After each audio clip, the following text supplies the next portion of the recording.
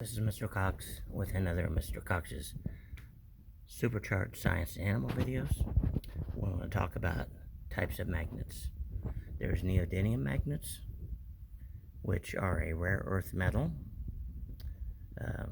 more difficult to come from. There's only certain parts of the earth that these are found. These are very strong magnets. Here you can see these are in a whole row of magnets, and they're so strong that I have difficulty getting them apart.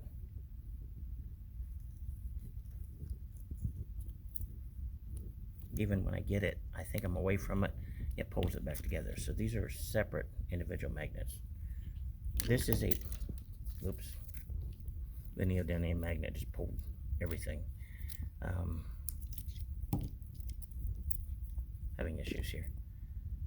You got to watch it with those that are so strong. It just pinched me a good one. This is a ferric magnet or ferrous magnet.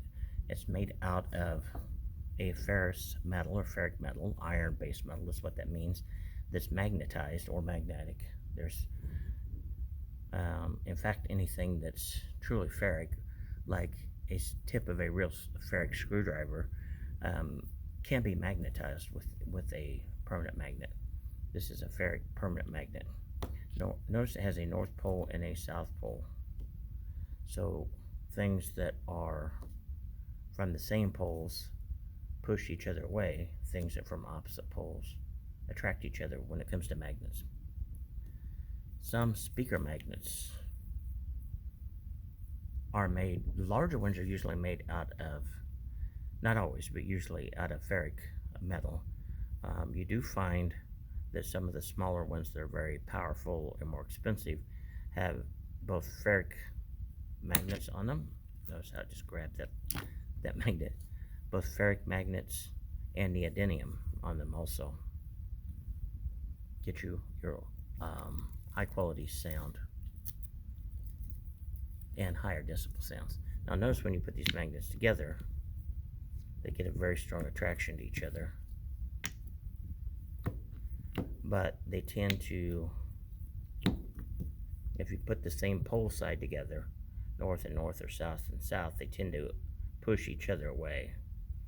If you get the same pole side, opposite pole side together, north and south, they'll stick right to each other. Here's something that's just fun you can do with these. You can get a whole box of paper clips if you want to. You can hook paper clips to these. Get as many of these magnets as you want to. I wouldn't destroy speakers to do it, but if you've got old speaker magnets, you can get a whole bunch of these paper clips and you can do paper clip art. You can stack them up, make all kinds of things out of them. The stronger the magnet, the more paper clips it's going to be able to kind of hold in an upright position or suspend. And you can get a whole bunch of magnets, or excuse me, a whole bunch of paper clips. You can get a whole bunch of magnets if you want to, and you can make like bridges between the two magnets. You can spread the two magnets out and have a toy. So there's a lot more to magnets we could talk about, but you can use these a lot in science. You can use them in geology, part of science, to see if something's magnetic, if a rock or mineral is magnetic or not. You can use them in, if you're a numismatist or you collect old coins and you want to see the coins that are worth the most, you can find out if it has ferric metal in it, or if it's not, if it has just copper or silver in it. In fact, if you're testing something to see if it's just copper or silver, it will not be attracted to a magnet. Now, if it has other metals in it and the coin is less expensive or worth less, usually, not always, there's some metal, non-copper, non-silver coins that are worth a lot, but most often, you know, especially if you want to find silver and you're trying to find out if it's a real silver coin or not, there's different ways you need to check it. Don't go with just this, but a quick check you can do, and I don't have one with me, or I'd show you. If you hold a magnet close to it and the coin is drawn to it, it's not silver, and it's not a copper penny either, by the way, if it does that. I do have, let me do this, I'm bouncing the video all over the place, I'm sorry.